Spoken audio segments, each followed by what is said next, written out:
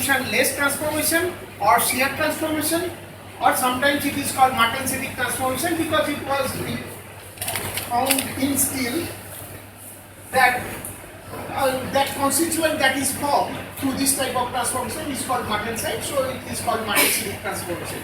And in non-ferrous alloys also you can find this type of transformation, which is also nowadays called martensitic transformation. Like in titanium alloy, in alpha titanium alloy, you can see martensitic transformation. Now there are two different other types of transformation which are in between these two types of transformation. One is diffusional, one is diffusionless, we talked about. So in between, diffusional process happens at high temperature where mobility of the atoms are high, however the driving force is low because you have at lower undercooling. Both the transformation occurs below the equilibrium transformation temperature. If you at high temperature, then your atomic mobility is high, but the driving force which is given by the proportional to the undercooling, that is low. But martensitic or diffusion-less transformation, the driving force is high, but the atomic mobility is not there. In between these two,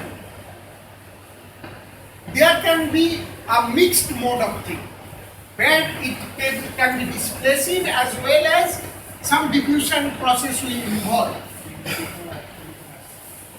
Give me examples of those type of transformation which involves both diffusion-less and diffusional. Granitic transformation is one of them. Massive transformation is another. Now massive transformation you find usually in copper alloys or iron alloys, where a product forms by shear transformation at a temperature above a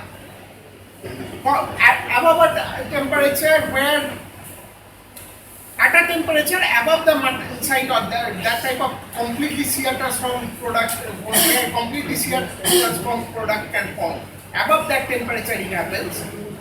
The product will look like irregular shaped with faceted boundary, irregular shaped massive product. So the product, a grain of new product that is forming, the crystal that is forming, morphologically it is irregular shaped with faceted interface.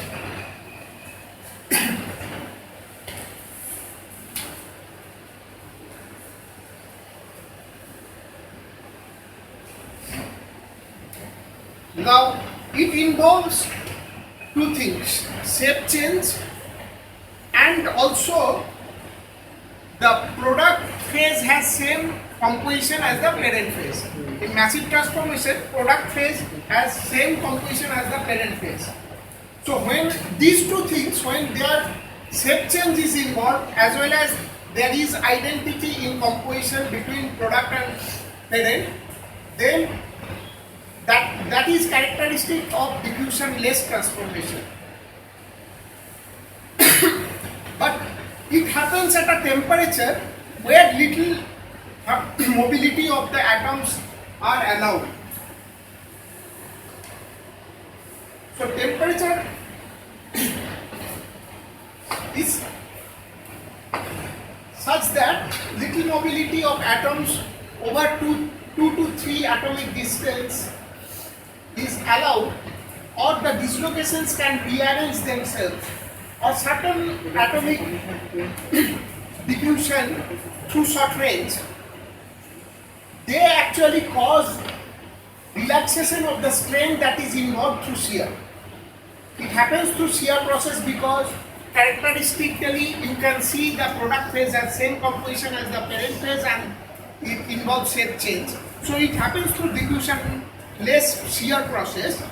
However, any diffusion-less shear process that involves shape change, that causes elastic strain to generate, which gets relaxed by this short-range diffusion of atoms over 2 through 3 atomic distances, or rearrangement of dislocations. So that's why it can happen at a high temperature where the driving force is less, because previously I was saying that driving force should be high enough so that this elastic distortion can be taken care of. Here elastic distortion is getting relaxed by this small short range diffusion process, which is involved along with the shear or diffusion less process. So that's a massive transformation. In granitic transformation, it happens above MS temperature again.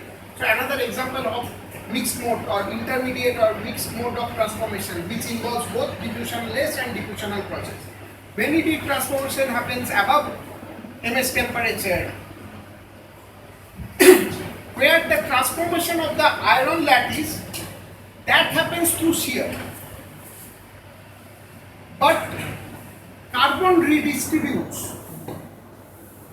So the granitic transformation, the need is one of the atoms has to have much lower activation energy barrier for diffusion compared to the other.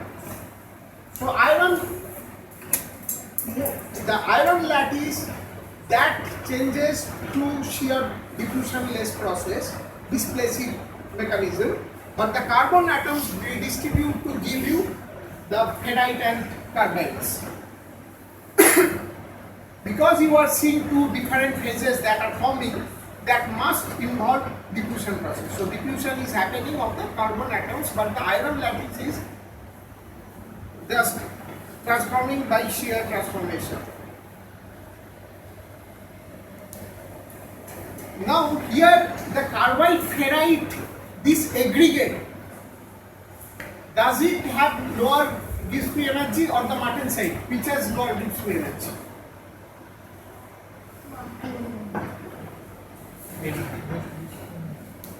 The carbide ferrite has lower, this mix, this aggregate has lower Gibbs free energy or the martensite has lower Gibbs free energy? Whoever is for martensite, just raise your hand.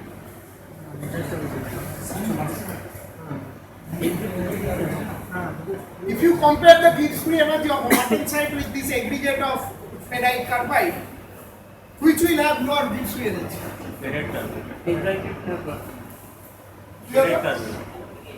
Aggregate will have lower Gibbs free energy. So the product, if it is an aggregate, then it has lower Gibbs free energy. So available Gibbs free energy is more compared to martensite. This available Gibbs free energy was actually making up for the higher elastic strain. So granitic transformation, which involves shear transformation of or diffusionless transformation of the iron lattice, it can happen above MS temperature, although the driving force is less, because the aggregate, that is the product aggregate that is forming, that is that has much lower Gibbs free energy. So available Gibbs free energy is much more, which can make up for the elastic strain energy even above MS temperature. That's why granitic transformation involves shear transformation above MS temperature. So these are the few comments on phase transformation that I wanted to brush up your old memories of phase transformation. And now, next class onwards, it will be like first we will talk about nucleation kinetics, nucleation in general, then nucleation kinetics, then growth of polymorphic phase, growth for continuous transformation in multi-component system, then growth for discontinuous transformation, then portioning kinetics we will talk about, then overall transformation rate we will talk about. So these are the most of the things which you already know, most of the things. Only thing, it will be a brushing up of your old memories. One new topic we may talk about is the non-isothermal kinetics, where you just heat or cool at a continuous rate. So not at a particular isothermal condition, you are changing the temperature at a particular constant rate. How to measure the kinetics? Like if you do dialectometry or if you do DSC or DTA experiment, how to measure the kinetics of it. Okay, thank you.